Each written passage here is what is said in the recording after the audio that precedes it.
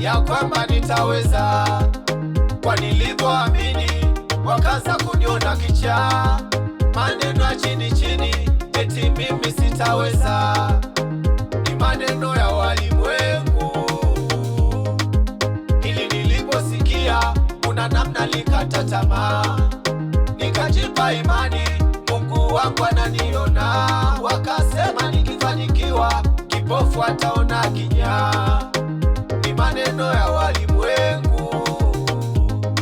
Mungu hakuniacha, alinisaidia, akanipa nguvu ya kushinda.